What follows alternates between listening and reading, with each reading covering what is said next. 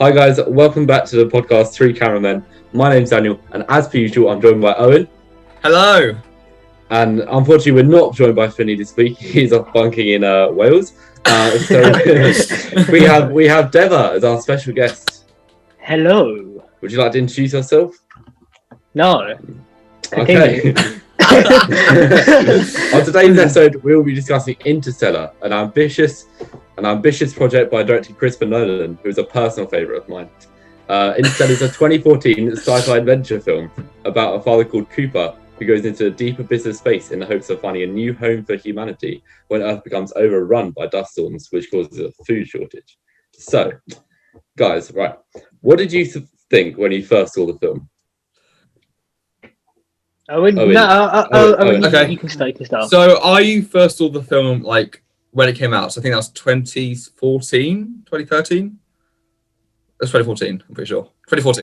2014. Oh, yeah, 2014. And I saw it in the cinemas, which was quite a surreal experience, I remember. But I remember having no clue what's going on. That's probably me I'm quite a stupid kid, so that probably made sense for that. But I still remember enjoying it, even though I knew nothing about it. But then I rewatched it recently, and yeah, it's a great film. And Deva? I also watched it when it first came out. I was 12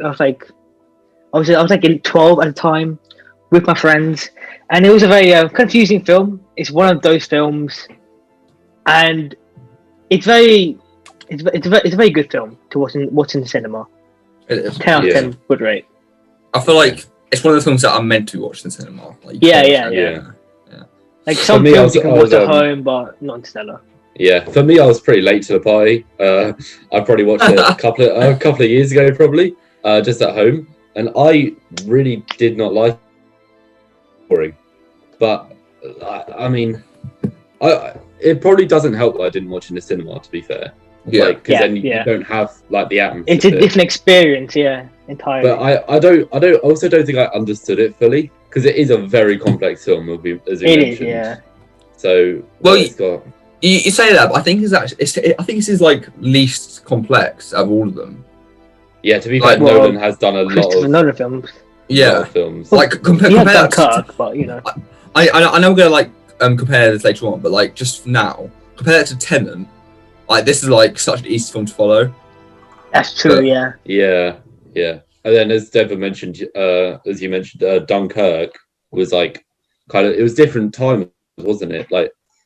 It's different timings of events, but shown chronologically. Is that what it is? Yeah, it's different things happen at the same time. I'm pretty sure. Yeah. And obviously, all of Nolan's films have time in them, or some sort of kind of creative nature. It's a recurring motive in Nolan films. Ooh. Yeah. we should also put out Deva doesn't do film. So I know. Damn. So did you guys actually have a favourite scene from either when you first watched it? My favourite scene, when Matt Damon's character blows up the Endurance, and then Cooper has to dock the ship onto the space. That is my favourite scene. That is sick. The music is banging. 10 out of 10. Oh. Owen? So before rewatching it recently, the only scene that I've constantly remembered is it's towards the end. It's when we find out he's on the other side of the bookshelf when all the books fall off. That part, it's so visceral and very not visceral. I don't think that's the right word, but I know, with him score building, and it's such a memorable scene that I just really love. And Daniel, what about you? Yeah, well, I'll just say disclaimer. I watched it again today, and I loved it. It was so much better than when I saw it the first time. And I've got to say my favourite bit is when he's sitting down in space and he just gets all these messages over about 27 years or something from his kids, and he's only been up there for a day or whatever. Because that's just so. It's so It's a very emotional scene. I might change my answer to the bit before that with the waves. That Yes, bit the waves, is so yeah. like, it's like, because apparently in the score, every time you hear like a tick, that's a day passing. Yeah, it's on one Earth. day in Earth. Yeah, And Oh, that's just like it's such it's very it's a really like yeah. weird thing to wrap your head around, but it's just so like, yeah, the scale of it all was just like immense. Yeah. Amazing. But I preferred it when it wasn't as big, because it kind of brings it to a more emotional level in that scene where he's getting all the messages and kind of just like from his kids, and you really like feel the connection, like as a parent, what he has, like the connection to his children and stuff. Are you a parent?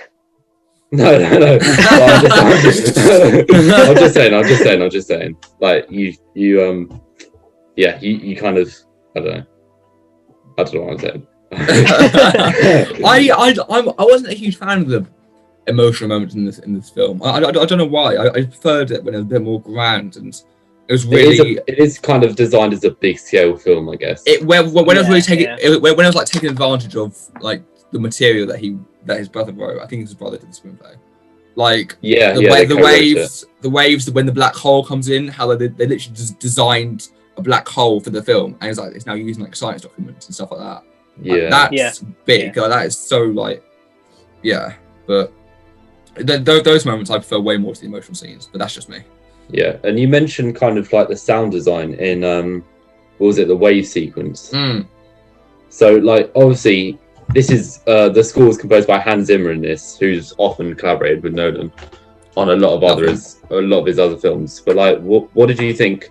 Kind of compared to Nolan's other film scores, and also just what did you think of the music as a whole throughout the film? David, do you want to go first on this one? I would say it's more it's better. Like it's so much better. Like in the docking sequence, the score builds up to like build tension, and the way Hans Zimmer does that is really good. Like I really rate it from him. But yeah, like in Dunkirk, he still builds a tension, but I feel like the way he does it in Interstellar is different. Like it's better.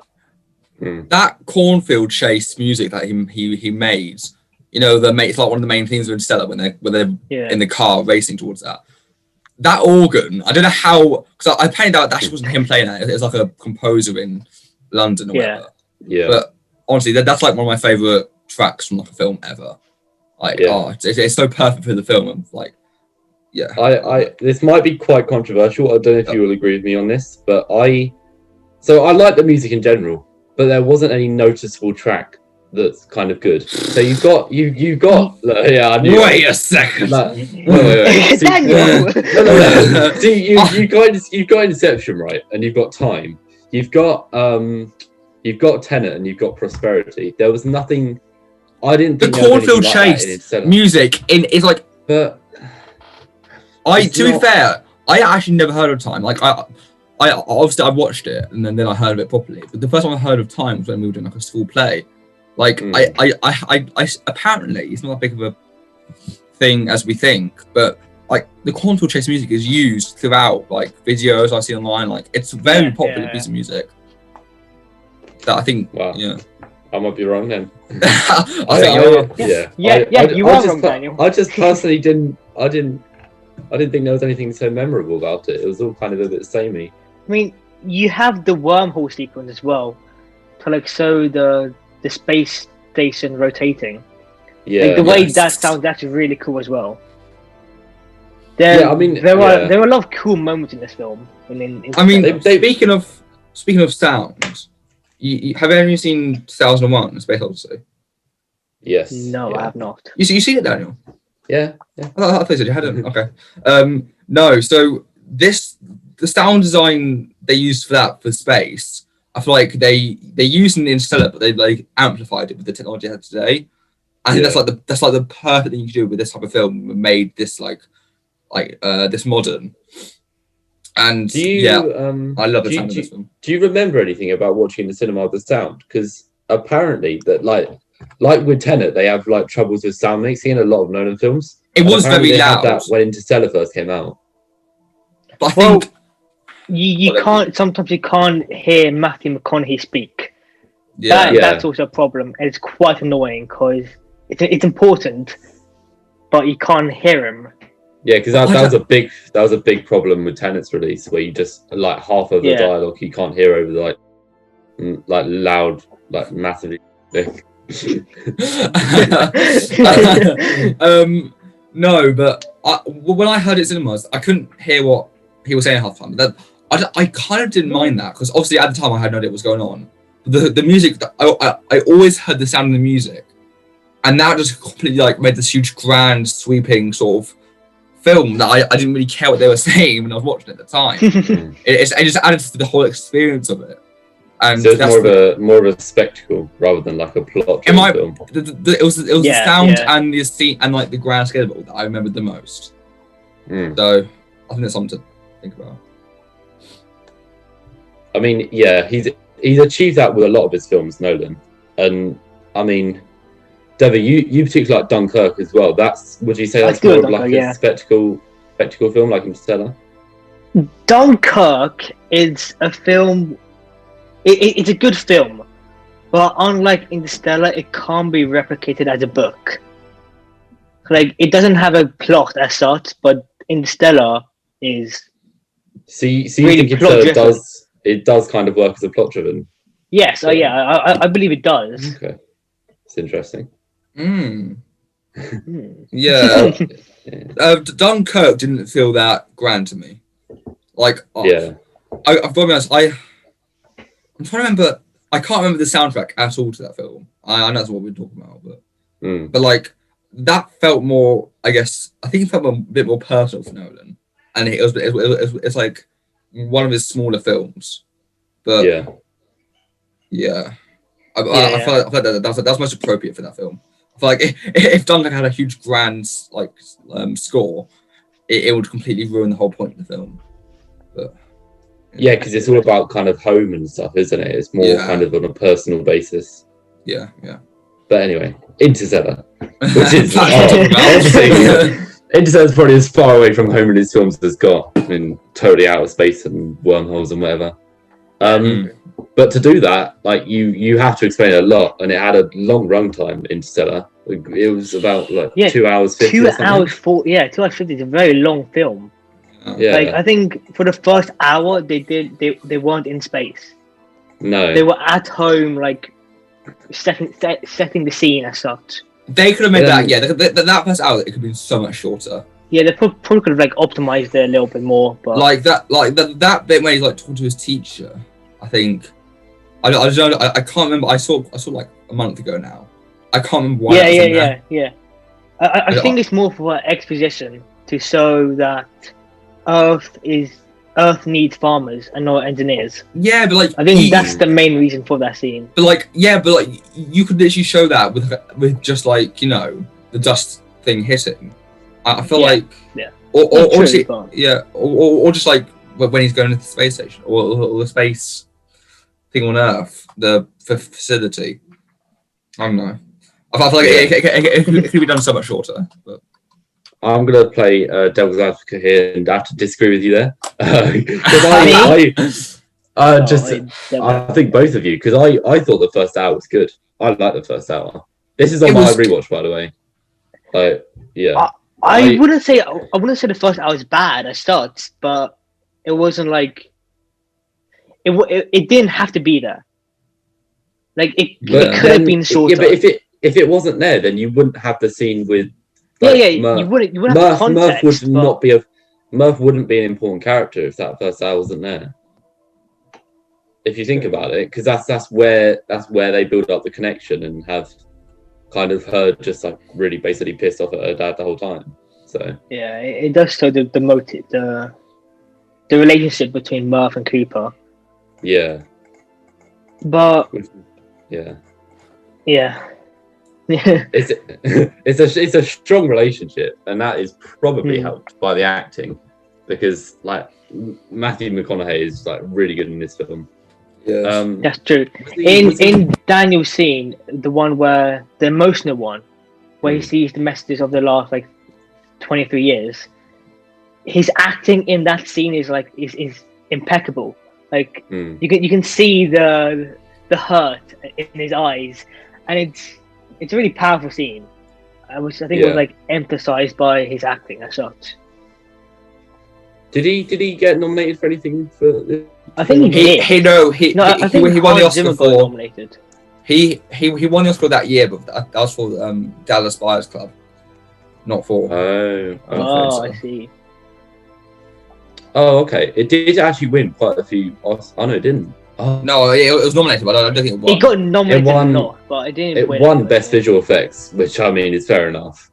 But it got nominated for original score, sound mixing, surprisingly, sound editing, production design. So yeah, it did actually think pretty well.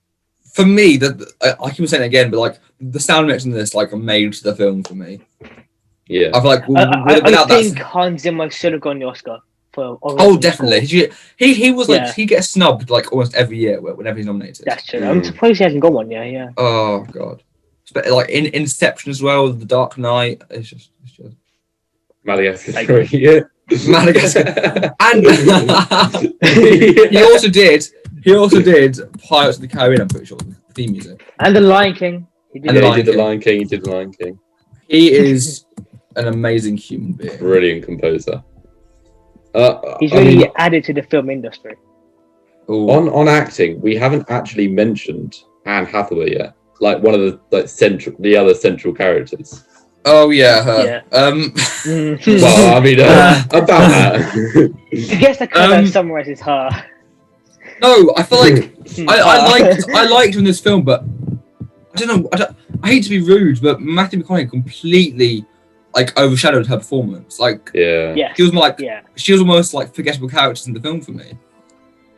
Like.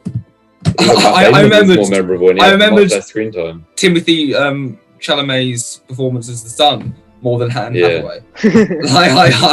I don't know why. But... Fair enough. But I mean, she is a good actor. Otherwise, just not as strong as the others in Interstellar. No. Yeah. Also, John Lithgow, I think he was in it. He was the dad.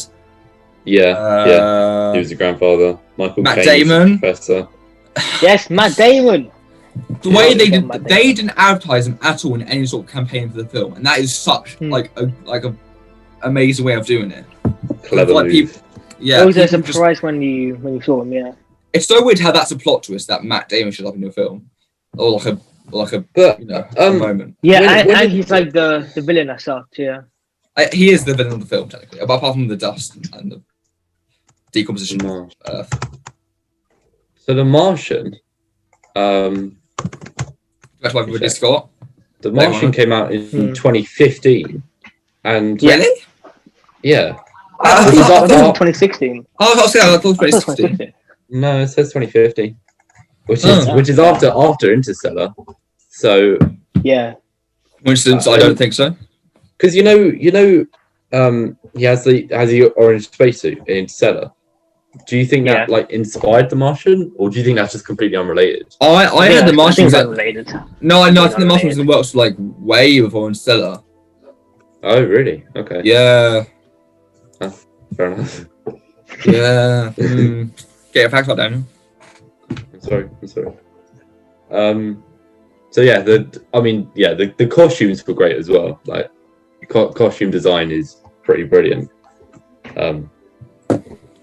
Yeah, I mean, I'm not gonna lie. I forgot.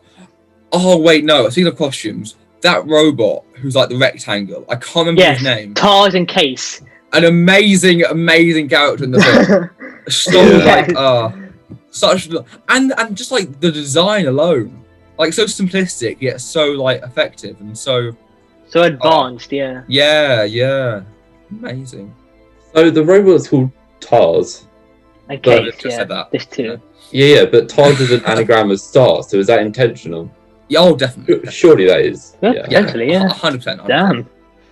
Okay. No. I only just noticed that when it was written down. So yeah, pretty amazing film overall, I reckon. Yes. You have the cinematography though. We do have the cinematography. Oh, that's true. We do. I loved how this film. I keep saying that. So yeah, I said just the sound made this film, but the way these characters are framed in the film and how how space is filmed. Like it goes like it makes it also existential of how just the grand scale of everything and how insignificant everything else is compared to that. Like it's such a in like the we deep mean vacuum of space. nothing. How do they like the way they filmed the black holes, the vacuums that the characters go in? Like so good. Such an amazing cinematography. I think did Wally Pfister do this cinematography? I'm pretty sure he did. I don't know. I will check. Yeah, I'm pretty sure it's Wally Pfister.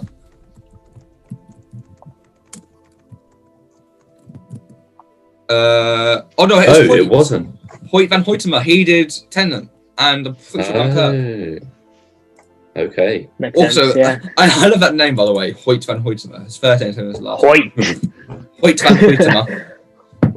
He was actually nominated for. I think he did the cinematography for. No, I think it was First Man. I'm pretty sure. Which, if it is, that's pretty amazing. Because then he, all of the space films. All the space films, yeah. First Man cinematography. I might be completely wrong on this actually.